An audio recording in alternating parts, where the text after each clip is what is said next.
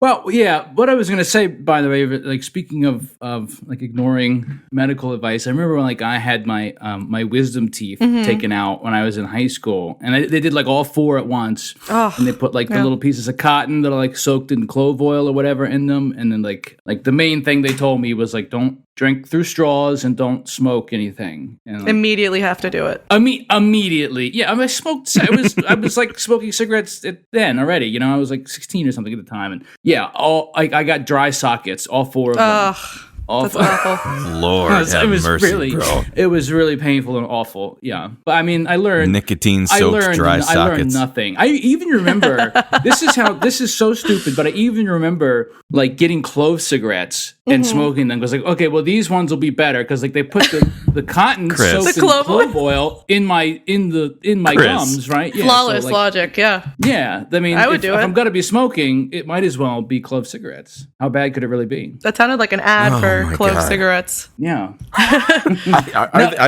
Aren't they banned? No, they reclassified them as cigarillos. Exactly. Yeah, technically Obama banned them, but they just like made them a larger size and like sold fewer of them in a pack, and called them little cigars or cigarillos. So now they same great taste, you know, and love. Yeah, I hate them though; they really are awful. It's all I smoke. Yeah, really. Yeah. Oh man. I do it for the crackle. Oh yeah, I forgot about that. There's some tobacco in those, right? They're not all cloves. No, right? it's tobacco. No, it's definitely tobacco. Yeah. It's like tobacco with it's flavored tobacco. Supplements. I haven't had one of the fucking things since high school. Yeah, I hadn't smoked in over 10 years, and then a couple years ago I just like went and bought a pack, and I then started chain smoking them, which makes you feel terrible. I don't recommend doing that. No, God. I remember they take specifically. I remember that they take a long time to burn. Like smoking one of those takes much longer than a regular cigarette. Yeah. You can't do this anymore. Cigarette. I went out, like I had fun for the first time in like 2 years last night, like going out to dinner, a very wet dinner, I should say, and then going for socially distanced karaoke. In fact, you did karaoke? Literally, and what was so acutely aware, I was so acutely aware of was like, oh, I've forgotten that sitting at home and drinking is like so not fun. Yeah. Compared to like being with people. Wow. Speak for yourself, man. I'm having fun right now.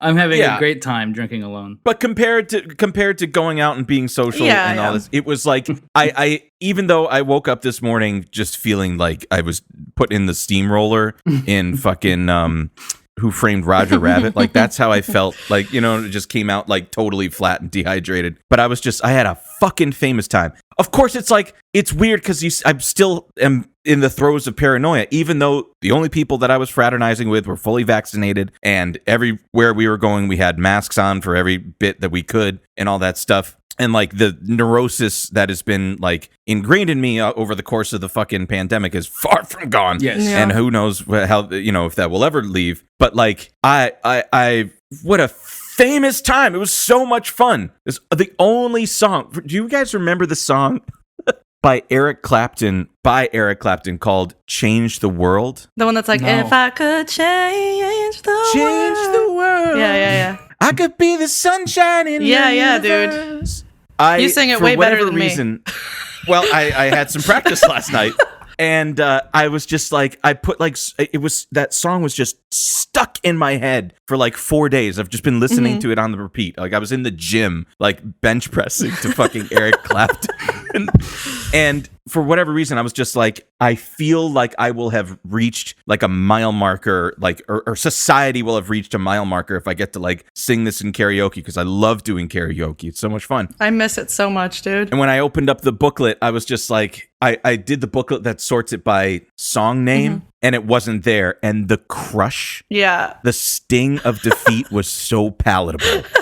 And I went to the other booklet that had it listed by artist, and it was there. And it was like finding a fucking canteen in the desert full of cold spring water. It was really it was great. I'm so happy for you. I needed that. Yeah. I needed that win. Yeah. I needed that win. But it's also, I mean, you know, going out and feeling the way that I did today, like, I'm acutely aware that, like, I don't know if it's that we've been so fucking, our bodies have been brutalized by being indoors and having lack of fucking dopamine and over the course of the pandemic and all that shit. Maybe that's the case, but or I'm just getting older and buddy, did it hurt. Yeah, I had to drink a lot of water. You gotta stay hydrated and smoke a clove. I rummaged through the fucking back of the fridge and found a orange soda, and I was like, oh my God, this is the best thing. Was it Fanta? I'm glad it wasn't, as those that are going to listen to next week's episode will find out. It was a Crush, in fact. No known ties to Nazis that we know of. No. Pretty likely there's right. some tie there, I bet. I don't know. It always goes back to the Nazis. If it's like a company that's over, 100 years old, it's there. It's it's slavery or the Nazis or some combination. Or both, thereof. Like, if I had to distill, we've been doing this show for like a year and a half. I think it's almost 2 years because Shane and I had just started dating. It's almost 2 years. Yeah. Oh shit, it's almost 2 years. Yeah. Anyway. If I had to distill everything that I've learned, I can't believe from it's this almost thing, 2 years. I know, man. Yeah, I know. Wow, I'll be damned. Isn't that weird? Yeah. But even like reflecting on it, like I was thinking about this the other day about in 2019 and like the summertime. I was just, roiling in anxiety over like climate change and, fascism and the rise of global fascism and stuff. It's a good thing that's been resolved. Yeah. Exactly, which is why, it's I feel fine. Yeah, the good guys are back in charge.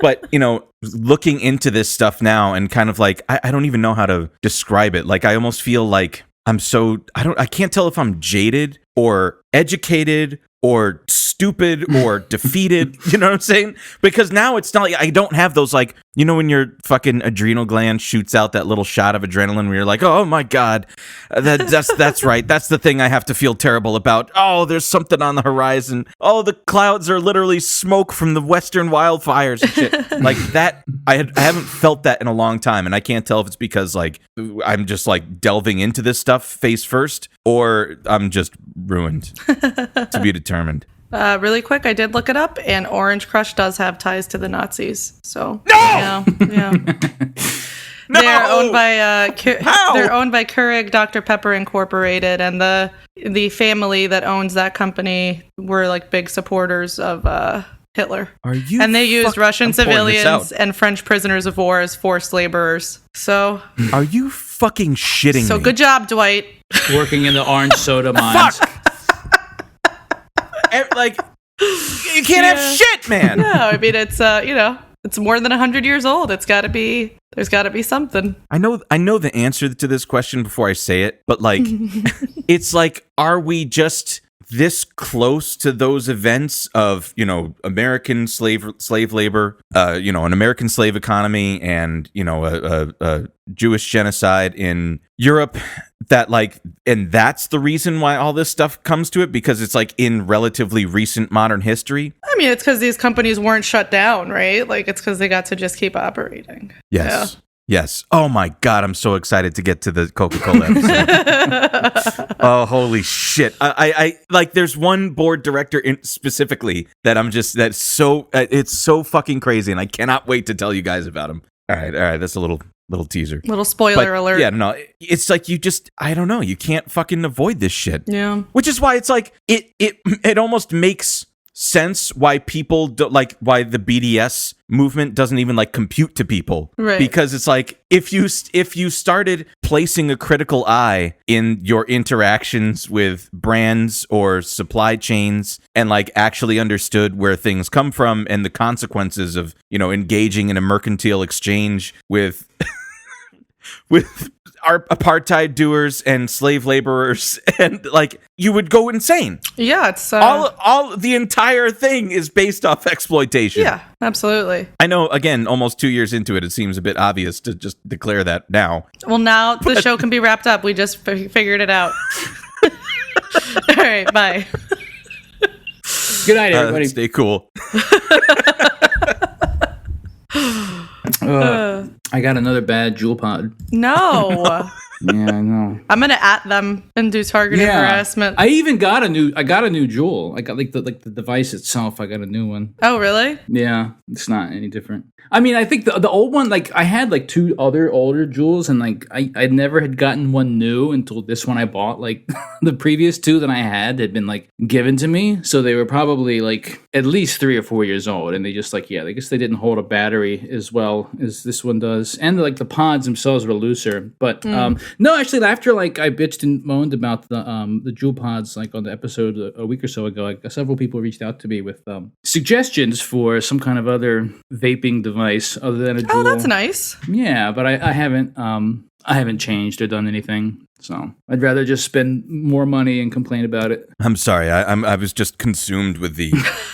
You remember that same feeling of dread I was just discussing? Yes. It just got a Wall Street Journal alert that says European allies ask United States to slow Afghan withdrawal, officials say. Cool. It says European allies are pushing the U.S. to delay its withdrawal from Afghanistan, which U.S. officials had suggested could be complete as early as July 4th. Yeah. To give NATO allies more time and support to leave. There was a New York Times article a couple days ago that was like the depiction it presented of like, because like I guess the the withdrawal I guess has already started in some places, right? Like there's already like some bases and stuff that they've started like packing up, I guess, anything of value and taking out and like to leave, you know. Yes, I saw that too. Yeah, but like the way they like the way they described it, like it was almost like a sort of like nostalgic sort of view about like, well, you know, the war that, you know, the way it used to be, and like, well, what are they going to do now about the Taliban? Like, we're leaving them defenseless against the Taliban.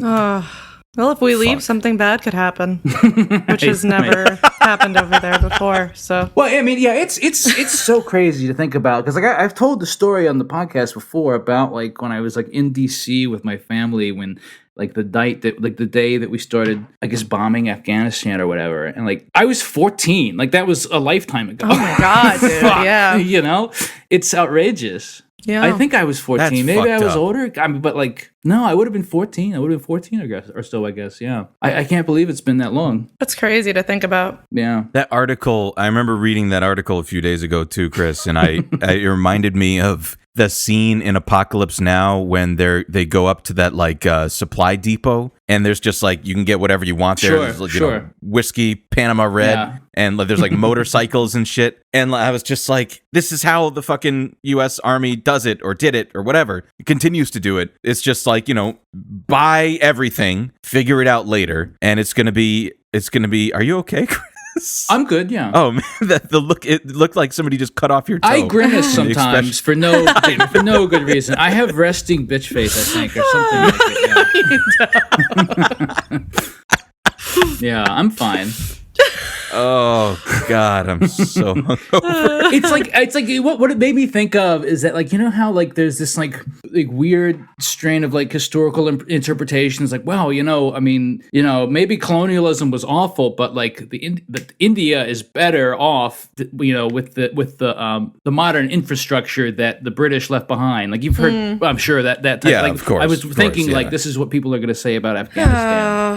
Like, eventually, you know? Yeah, for sure. Which also just like goes to illustrate that it is an occupation. Right.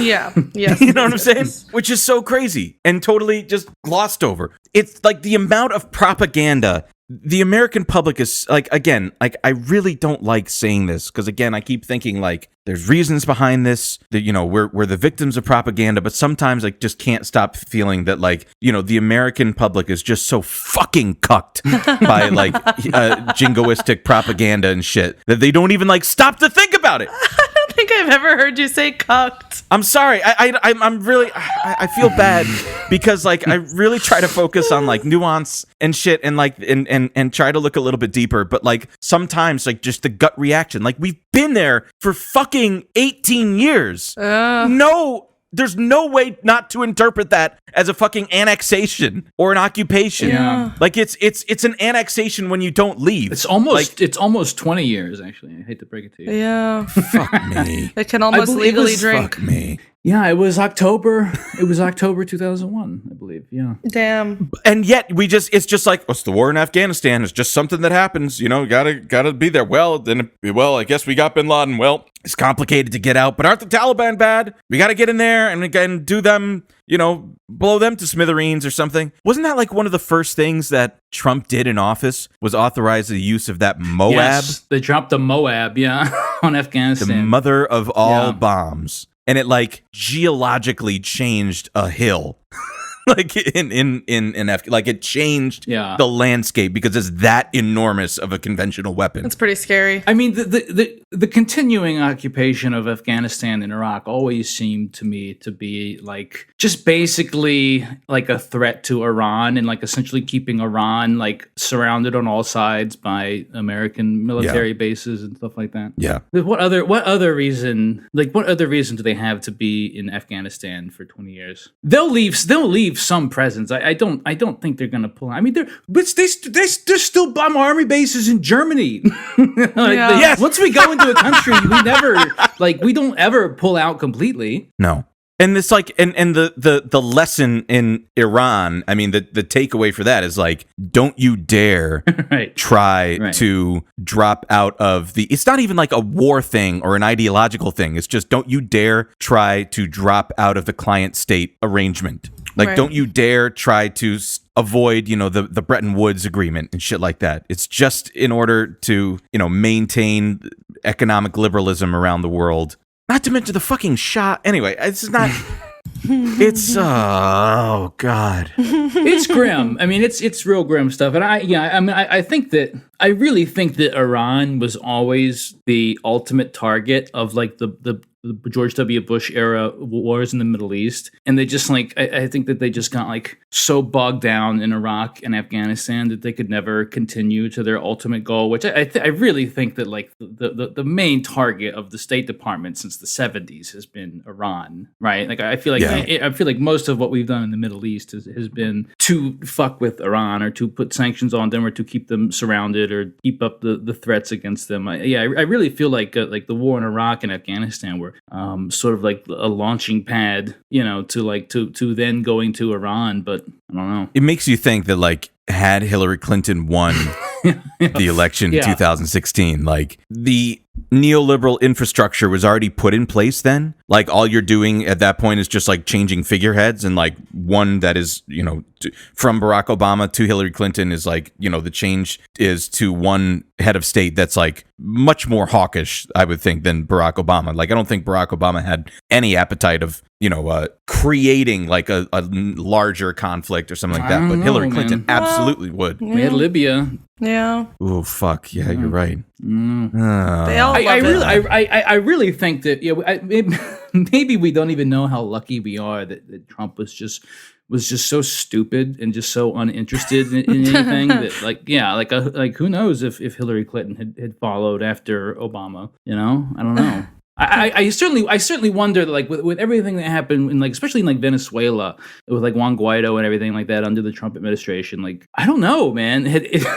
Would Hillary have gone to war in Venezuela? Possibly. I think it's almost more likely, Iran as well. I don't know. I think Trump was just generally stupid and just disinterested in anything that, that required like a campaign versus just like a night's worth of thoughts. Yeah. We'll see what he does during a second term. Yeah.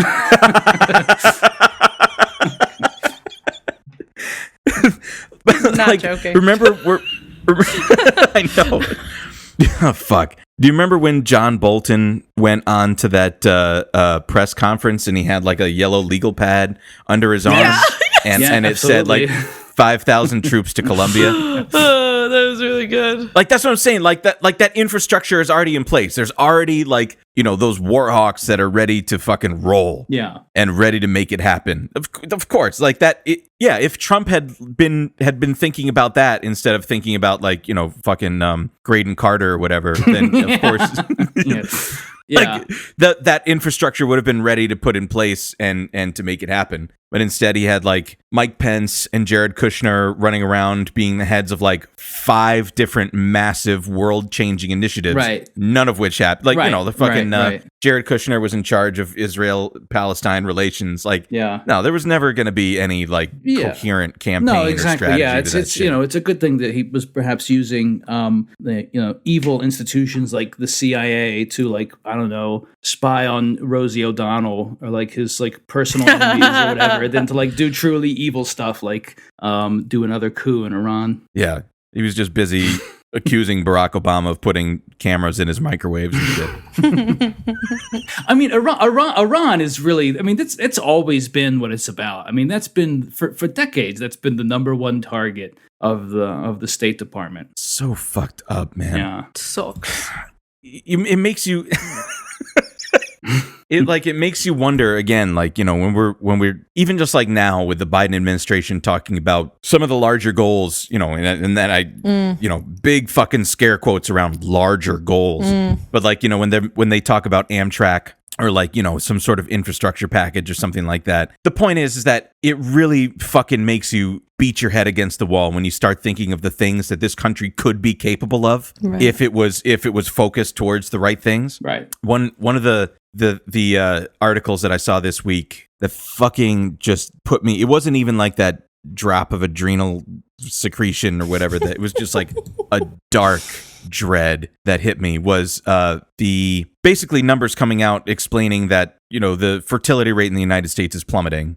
And I'm reading here, it was in the Rolling Stone, in fact, it's talking, this is written by E.J. Dixon. It says, with couples rethinking children, we might see the opposite of a COVID-19 baby boom. And it says the U.S. birth rate was already low, and the instability caused by the pandemic could make it even worse. And, you know, it goes on to cite things like, you know, unemployment rate are at record highs, layoffs hitting multiple sectors, talking about how birth control providers are seeing an uptick in requests for subscriptions. And in my interpretation of this, it's not like a respiratory disease is the problem here. It's the economics behind it. Right. Yeah. Well, yeah. Lots of people are doing the math and deciding that they can't afford to have kids right now, at least. Yeah. Right. And they have more control over that now than they would have had like 50 or 60 years ago or whatever. Thankfully. Well said. Well said. I mean, you think about like what you need to provide for a child, which is like housing, you know, the cost of housing, you know, you maybe need a bigger place, the cost of education, the cost of, you know, just cost of living things like clothes, childcare and all that stuff. Yeah, 2 working parents. But those are all things that we can barely afford for ourselves. Right. Like $1.2 trillion in student loan debt, and that's for people that are already alive. I think the cost of having a baby yearly is like $10,000. It's over $10,000 per year that it adds to your expenses. Which is like, what's minimum wage per year? It would like, but it's like what? It's like 12,000 and change or something like that. God, I can't believe the minimum wage is still $7.20. It's really crazy. $7.50. My first job, I made minimum wages and I think it was $6.50. I mean, Jesus Christ, that was that was a long time ago. The minimum wage hasn't risen since then, pretty much. So like that's so crazy. So like the calculation to even like have a partner or have children or something like that is like fucking incalculable. You know how people talk about like people who have children will talk to you about like, well, you know, your life's over basically, you know, or you know, you can kiss having fun goodbye, but it's a good fun. It's a different kind of fun. Yeah. You know, all that stuff. And I realized like it's not the children that take that away from you. Right. It's that in American lifestyle, it offers you nothing as far as like, you know, childcare and like just time. Like we don't even have fucking time. Right. I think about how I schedule my life and between like work and the show and like, you know, the extracurricular projects and stuff and just like, you know, taking care of myself and going to the gym and all that stuff. No. And the one thing that I don't have in my life is like 10 minutes between those things. Mm-hmm. Sure. To just like sit and regroup with yourself. Yeah. And I see a lot of like shit on TikTok that's like it's really dystopian. I even saw this like in a television commercial that was like, your car is your safe place. Your car is your refuge to sit for a minute after work. Right. Yeah. And I was just like, but that's your commute. Yeah. Like it's not even there's no space to just like breathe and be a person. We're just like for some people that's the only time to themselves they have. Yeah. Exactly. Whereas if you were to be able to, like, you know, entrust your children, I mean, I think in France they do this, like, childcare. Not only is it like just a thing that's available to you, each classroom or, you know, whatever, each childcare facility has a teacher on staff that has a minimum of a master's degree. Oh, wow. And they provide children 2 meals per day, maybe 3 meals per day, as well as maintain a separate change of clothes for them so they can, you know, run around and then get dirty and then be able to be clean afterwards. Where'd you say this was? France? Yes. Oh, I thought you were considering. No, I am. Yes. Okay, good. So the point is like, when people say, like, well, you know, kiss your free time goodbye, that's only because we have no social safety net. Right. That allows you to pursue your interests, your intellectual or creative pursuits. Right. Instead, you know, you just don't have that. Unless you're super rich. Exactly. But that's the thing. But what it's doing is placing, like, homework is work. Yeah. We just don't properly compensate it in this country. Yeah. And the thing is, as well, like, when we're talking about, like, a contracting population and, like, lower birth rates and stuff like that, like, I mean, ultimately, fewer babies overall and an aging population, I mean, ultimately just ends up meaning that there's the tiny, minuscule amount of social safety net we have in this country currently is only going to get worse and worse, right? If you have, like, a population that is mostly older, like Japan, for instance. I think Japan has, like, I think something like 30% of the population in Japan is 65 or older. And, like, when you're having fewer and fewer babies and you're having fewer and fewer people of working age, that social safety net, which is already fucking abysmal in this country, is going to get even worse with fewer people paying into it. Yeah. I love to think about that. Yeah, it's fun stuff. I was reading this, and you start to think about, like, all just like the class and racial disparities. Right, yeah. Even with, like, any one of those problems are exacerbated by multiples of fact. Like, sure, I don't mean, like, different things. I mean, like, literally, like, times 1, 2, 3, 4. Right. Well, any one of those problems doesn't affect you if you have any sort of generational wealth to fall back on. Right. And I was reading this Bloomberg article that came out earlier this week, which is titled "The Booming U.S. Recovery is Leaving Some Communities Completely Behind." And basically, it's I'm just going to read, like, the first paragraph here. It says the U.S. economy is on a multi-speed track as minorities in some cities find themselves left behind by the overall boom in hiring, according to a Bloomberg analysis of a dozen metro areas. The recovery is also patchy geographically. For Asian Americans in San Francisco and Los Angeles, low tourism and high housing costs are weighing on their rebound, while Latinos in Phoenix have benefited from a strong construction sector. And it goes. I'm just looking at one of these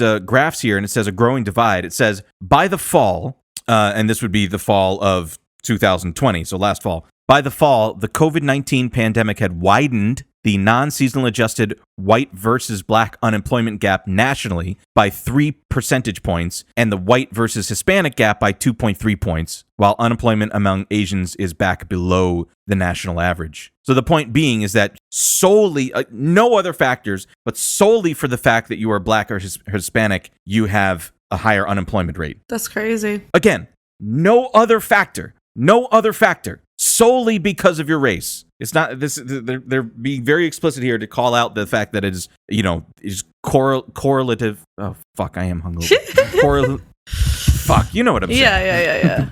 I was trying to look up the number, but I can't. Shane and I were talking about this, and he had mentioned, like, a few blocks west of where we live, which is, like, a mostly black neighborhood, the unemployment is, like, twice as high as, like, the rest of the city. It's, like, really insane. I'm literally looking at it right now. It said I'm looking at the graph. It shows in September of 2020, the unemployment rate for black Philadelphians was 22%. Yep. Much higher than their white counterparts. And this is fucking sick. The unemployment rate I'm looking at June 2020 for Hispanic people in Las Vegas was 35%. Holy shit. A lot of that is probably driven by, like, the casinos and stuff. Exactly. Yeah. And obviously, you know, all that shit had been entirely vacated. Right. But think about, like, how bad it gets if you were to miss one paycheck, Yeah. like how much that would fucking set you back. Yeah. Let alone if 35%, if over 1/3 of your racial cohort is unemployed, what that does for like generations. Yeah. Because you've lost out on months and months and months of income. Right. And the fact and potentially lose your house, become homeless, all of that. Yes. And if you marry that with the fact that the Biden administration literally said, we're going to give you $2,000 checks as long as we win Georgia, and then said, well, Trump gave you $600 in fucking December or whatever it was, so we're going to call it even at $1,400. 14 plus 600.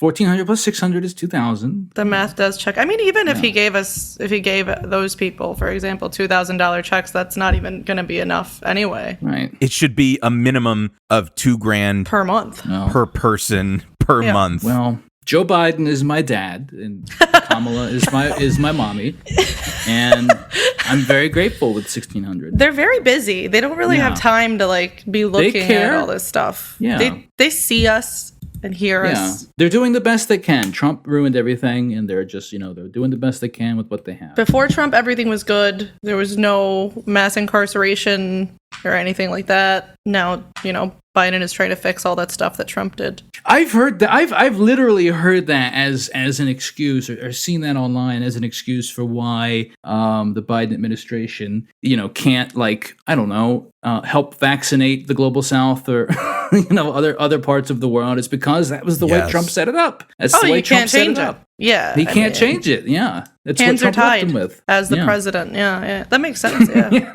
yeah. Dude, I will never fucking get tired of saying this now that we're well past Biden's first 100 days, is that he still fucking has Trump's postmaster general. That's really crazy. Yeah, that's really insane. Still. And I want to be clear, for those that aren't familiar with this guy, he has no fucking mail experience. He wasn't. I would almost like he came from Goldman Sachs or something. Right? Yeah. Yeah. like I would almost at least respect it if he was like the CEO of FedEx, right? Or some shit, you know what I'm saying? And he was just put in there because he's a corporate stooge or whatever. He donated $1.2 million personally to the Trump transition fund. And that alone is how he became. That makes sense. It was for the inauguration, right? Didn't he donate That's right. Yeah. Yes, inauguration. Exactly. And that alone is how he became fucking. That's all it cost. It would be so easy to just appoint somebody else. Like he could just do that. So how specifically he's supposed to do it, I guess, because now all these fucking neolibs have been beating this to my head every time I post about this on Twitter, is that he's the postmaster general is nominated or put into power by a board of the mail. But aren't those people appointed by the president? Yeah. Yes. Yeah. So he could clear it out, appoint new people, and get a new. Yes, he could do a fucking Nixonian Saturday Night Massacre or whatever. Just clean house. Be like, you're out of here, you pricks. This is how we do it down in Scranton. You kick the door down with your damn boot. Don't make me come out there with my belt. I can hear my grandfather now. He's just yelling at my brother to go cut him a switch. God. I knew that my ass was grass.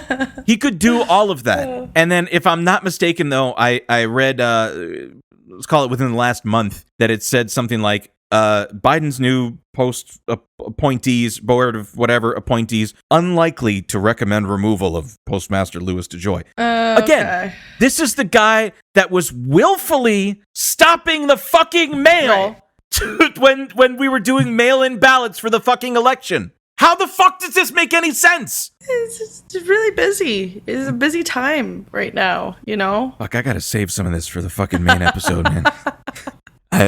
You're just warming up. The fucking Eric Clapton took the best of me last night. So Jason Crane, don't take that out of context, please. You know what I was just thinking of? I don't know why I was reminded of this specifically, but I remember when after Trump was elected in 2016, and all the discussion around what his nominations were going to be. I remember listening to Pod Save America. I think it was called. I think it was actually even worse, called Keeping It 1600 at that point. Yes. I was listening to it in the car with my brother, and they were talking about how, like, they were like, being critical of most of Trump's appointees or nominees or whatever for various cabinet positions, but like the one that they would not speak ill of, and they said it was actually a very good choice, was James Mattis for Secretary of Defense. Yeah, because they could not bring themselves to, I guess, denigrate the troops. They had to give it to him. They had to hand it to him. I really can't help but bring this up every time that James Mattis was on the board of directors of Theranos, the famous it's a fraud, it's a crime syndicate. Like it's a fraud. It's a company to defraud the United States government and put money into a really weird lady's fucking wallet. Okay, but defrauding the United States government is pretty cool, though. Like, that part's cool. You gotta hand it to them on that one. Yeah. And again, he was chosen specifically to be, represent the company on the board because of his ties to the Defense Department, so that he could get contracts from the Defense Department and, have them go, big government contracts to go to the fucking to the scam company. So it's so fucking funny to me that the John and the Johns. Darren, John and who's the other Dan one? Dan Pfeiffer? No, the real blonde kid. Oh, from Pod Save John America? Lovett. There's John Lovett. There's Dan Pfeiffer. There's another John. There's the another John Favreau, but not the cool John Favreau. And there's another guy. There's another John, I believe. Yeah. Yeah. No, he's not a John. He's a blonde kid with the tiny eyes. I thought it was just 3 guys. It's 4. No, there's another one. I guess I forgot the blonde guy. If you get Tommy Vito. That guy. Yeah. Wasn't he like? What did he do for Obama? Wasn't he like? He's the foreign policy one, right? Yes, he was the deputy communications director for the National Security Committee. Yeah, cool, really cool. I was so proud of myself for being able to articulate that. Yeah. He was for the National Security Council. Yeah, he was the for them again when they were Libya and et cetera, et cetera. Like he was the guy that would like talk to the press about that. Yeah. Right. You know who else I was just thinking of? Speaking of like presidential nominees with absolutely no prior experience or anything like that. Remember Michael Brown? Remember Bush's head of FEMA during Katrina? Oh my God! Yes. Like he was literally Brownie. Again, I want to thank you all and Brownie, you're doing a heck of a job. The FEMA director's working 24. He was just like, heck of a job, Brownie. He was like literally just a personal friend of George Bush, and like his previous job before FEMA was like on the board of like the International Arabian Horses Association or something like that. That's so great, dude. I love that for him. Again, that rocks. Incredible long-term memory. Yeah, I can't believe Chris. you remember that. That's amazing to me. I don't remember what I had for breakfast. I don't remember anything important. Yeah, I think I had it's a fucking so burger important. for breakfast to calm myself down from the shakes. And who would have thought? Who would have thought that this horseman or whatever, Bojack Horseman, Mr. Hands. We're gonna call him Mr. Hands from now on. would have to handle one of the worst natural disasters in American history, specifically, that disproportionately affected, communities of Black New Orleans residents. Oh God, I'm just remembering Michael Chertoff now. Yeah, what a fucking bunch of ghouls out of that administration. I mean, he gives candy to Michelle Obama, so who's to say if he was really all that bad? He paints now. He's a grandpa and he paints. Yeah, he's so you cute. You can't be mad at him. He used to misspeak. Remember when he used to misspeak? And that was really funny. That was so cute. I love it so much. I think he should be. Wow, that's. Wow! I think you're allowed to say that. Leave that one in. Yeah, leave that one in. Leave that one in. No! Absolutely not! While I agree with the sentiments, I don't want to get swatted. Okay, yeah, that's fair. I wouldn't like that, probably. So what you're saying is that we should swat the former president of the United States, George W. Bush. You think we could do that? No. That's what you're saying. No. Okay. If there was like a credible threat to his residence, I'm sure there would be like a lot of people on that immediately. Over in Killarney, many years ago. I just oh fuck! You really derailed. I'm so sorry. Oh no! It's fine. Again, while I don't disagree with the core sentiments that you're telegraphing here, I'm just remembering. I mean, you can see now the way that the PR machine is artfully starting to churn out pro-George W. Bush propaganda. You can start to see they've been doing his rehabilitation. He came out, what a fucking idiot. He came out recently and he made a statement basically on the state of the Republican Party. And he said specifically, now, and this is important, and I'm looking this up because I don't want to misrepresent it. And he said, Bush says if GOP stands for, quote, white Anglo-Saxon Protestantism, then it's not going to win anything. Oh, all right. What he's misquoting is the fucking, Marjorie Taylor Greene and shit, who whatever tried to start the Anglo-Saxon caucus, which that is different than white Anglo-Saxon Protestant, because what he's describing when he's discussing WASPs is himself. Right. Right? Like white Anglo-Saxon Protestants, but the specifics of the Anglo-Saxon fucking committee or whatever, or, the caucus is just literally to be like der Übermensch. like that's what they're talking about. And the two, so he's trying to do the right thing, but isn't even fucking... He's full of shit. He's not even hitting the mark there. They're all full of shit. What that made me think of was that person today, because, it was revealed that supposedly Liz Cheney was the one who orchestrated that, op-ed in the Washington Post against Trump.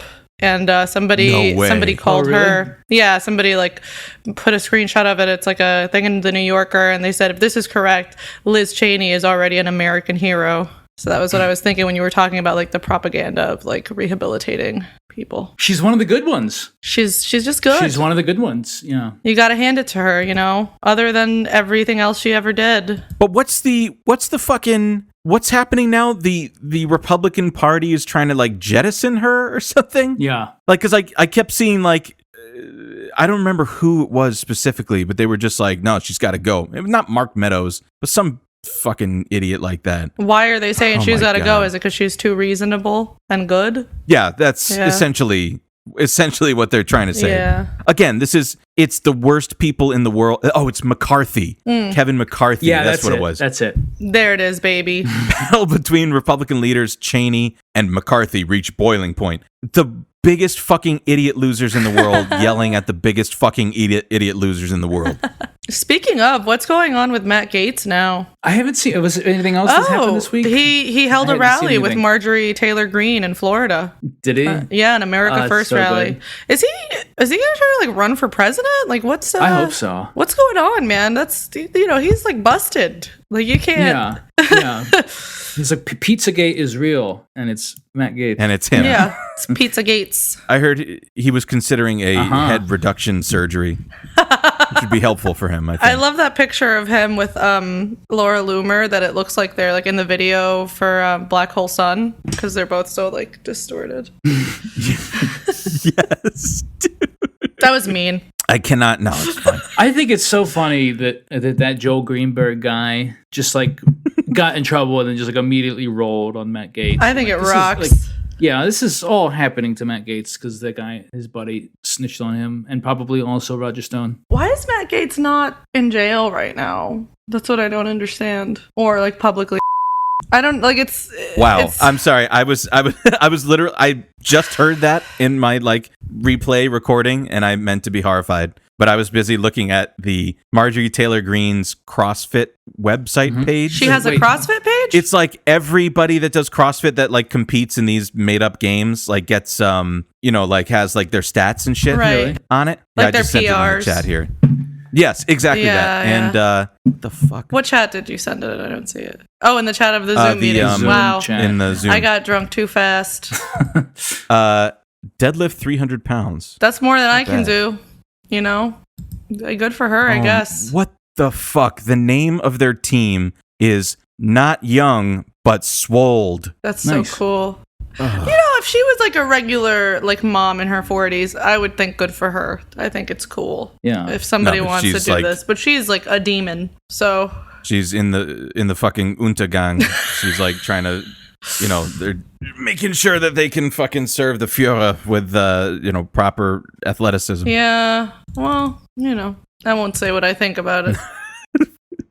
I don't know how many can't assault our listeners with that many bleeps. Yeah. With this. Oh, yeah, she did the fucking kipping pull-ups. What is that? A kipping pull-up is a fake pull-up. Okay. I mean, simply put. I mean, a kipping pull-up, like, the idea is that you, like, kind of like... They're, like, using their body weight to do it, so it's not really, like... Like, inertia and momentum. You haven't seen the video of her doing it? I think I saw a video of her doing squats or something. There's, like, the video of her doing, like, the Remember really the video insane... of John Delaney doing squats? Yes. Oh, dude. Dude, yes. I didn't think we were going to see anybody with worse form than Don Jr. when he posted that deadlift video. Yeah. And then fucking John Delaney came by and was like, hold my beer, watch this. Yeah. And literally fucking inflated one of his vertebral Lift discs with your back, to the John. size You're of supposed a fucking... to. You're supposed to lift with your back. You're doing it right. Do you guys remember that like photo shoot that Paul Ryan did? It was like a little fitness model absolutely. shoot. Absolutely. It's so good.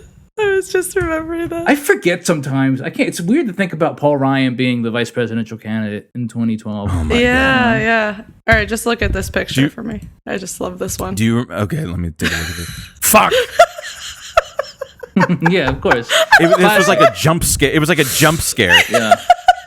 That has to be the episode art. I love his backwards hat. He looks so cool, right? He's such a bad boy. Yeah. Yeah. My favorite moment from the 2012 Republican campaign against Obama was when like it was clear at one point that like Paul Ryan was polling much better than the other part of the ticket, which was Mitt Romney, and people were really digging like having Paul Ryan come out, if you can imagine that, like excited to see him. And people started like Mitt Romney and Paul Ryan were on stage, and Paul Ryan came out, and everyone started chanting Ryan, Ryan, Ryan, and then Mitt Romney comes out and is like, no, Romney, Ryan, Romney, Ryan. I have to show it to you. Wow. That's quite a guy, isn't it, Paul Ryan? That's something? Wait a second. Romney, Ryan, Romney, Ryan, Romney, Ryan. There we go. All right, that's great. Mitt Romney, another one who is now joined the ranks of the good Republicans. That's right. In the minds of many Democrats in this country. It doesn't take much. It's very easy. All right. Maybe we call it with that. Romney, Ryan. There it is. Romney, baby. Ryan. With the indigestion.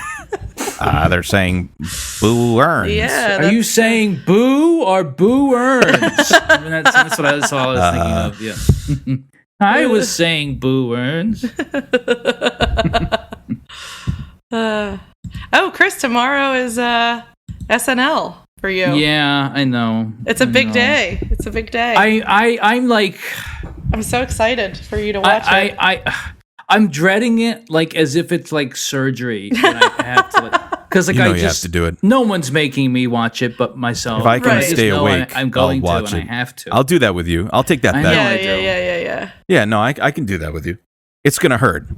Okay. Yeah. I'm going to toast with a bottle of champagne and just bring it on. We're just christening a new fucking vessel of horror and death and dystopia. Let's go, baby. By having another billionaire host SNL. It's so fucked. And Chris, you really threw me for a fucking loop, reminding me that Steve Forbes hosted SNL. Yeah, with musical guests Rage Against the Machine. That's my favorite part. It's all because like I remember that happening as a kid and being like, rocks. I guess this is Yeah. what That really you rocks. do. I guess this is how you can do this, but utterly sick and dystopian. Right. So, and here we are again, and Yeah. I can't wait to hear the monologue. Like that guy can't talk. He can't fucking talk. You know, he's not a words guy. He's an idea guy. He's not even that. Like he has the dumb. I know. You can't expect a lot from a genius, you know? He's very busy. He's very busy coming up with ideas You for can't expect Mars much from a explosions. genius. I don't know. Speaking of Steve Forbes and TV, do you remember Michael Moore had that TV show called The Awful Truth No. in like the late 90s, early 2000s? He did? I can't believe I didn't He know did. about that. Yeah, he had a TV show, and there was one episode where he was like trying to get all of the, like, he was like going around I guess it was in Iowa when they were all like campaigning, and he was like trying to get them to like, and he had like a portable mosh pit, he called it, and it was like just a bunch of like kids in the back of a flatbed truck, like listening to Rage Against the Machine. And he was like trying to get all of the different presidential candidates to like go into the mosh pit. But I remember like when they show up to talk to Steve Forbes, like everybody in the truck is like chanting flat tax, flat tax, flat tax. No fucking way. The I gotta offer watch is that this. the offer is that whichever one of the candidates jumps in the mosh pit will get our endorsement. Alan Keyes did it. Alan Keyes actually did it. I gotta watch this. It's on YouTube. You know. Jesus Christ, I can't do it. I can't do it. Dwight, you're going like doomer mode. I know. That show was pretty good. That show was, I feel like that show was rather short-lived, but I would have loved that when I was a teenager or anything. With I was in been all about it. the perfect age demographic, you know, to see it at the time it came out. Yeah, I loved it. I had the DVD box set. No really? way. Actually, yes, I did. I did. I love it. That might have been my era where I was into conspiracy theories and just doing that all the time. Well, you know, prepared you well for this. That's right. Imagine doing something nowadays like fucking paying like $80 or $60. Remember how much some of those fucking like DVD box sets would cost? Like if you wanted to get like a box set of like a season of a TV show, it might be like $60 or something. Yeah, I was into anime, so if you want this special Tesla edition of Rick and Morty seasons 1 through 3, it's the cost of 1 Krugerrand or 1 Bitcoin. Have they done like an Elon Musk thing on Rick and Morty? I'm trying to think of that now. It feels like they would. Have. I believe they have, yeah. They have, right? I think so. I'm usually like kind of drunk or high when I'm watching it, so I don't remember. I'm so angry. Yeah. We have to stop. You're so quietly angry, which is like the scary way to be angry. I know, and I don't want to be this. I just want to be a nice boy and feel okay. That's what I want. Maybe I should make myself a drink. So don't watch SNL then. Yeah, I know. Yeah, you go for it. Yeah, you know. Maybe I'll get join me, wine. Won't you? Come join me in the parlor. We'll watch the moving tapestries. Oh, go ahead. That just reminded me. I just watched Clue for the first time a couple days ago with Shane. I've never saw the movie, actually. Oh my god, you have to watch it. It's so good. Tim Curry, is he in it? Tim Curry, he's incredible in it. He's so incredible in it. It's so fucking funny. You have to watch it. Oh yeah, I guess it's been a long time. Anyway, whatever. Listeners, watch the movie if you haven't, and if you have, I don't know, DM me about it. I think I remember it being on Comedy Central a lot, like in the 90s or early 2000s. Shane said he never watched the beginning of it because it was always on TV, so he just watched it on TV. Yeah, it was always on TV. Yeah. When I remember how to enjoy things, I'll look into it. That's what drinking is for. Is that what it Get is? drunk. Okay. Forget your problems, you know? This is medical advice for anybody listening. No. All right, we need to talk. We need to talk. I was going to say we need to talk Coke, but I meant Coca-Cola. Well... No. Oh, stay cool. We're cutting it off. Good night, everyone. Goodbye. Good night. Good night. Have a good one. Don't drink. If I can reach the stars.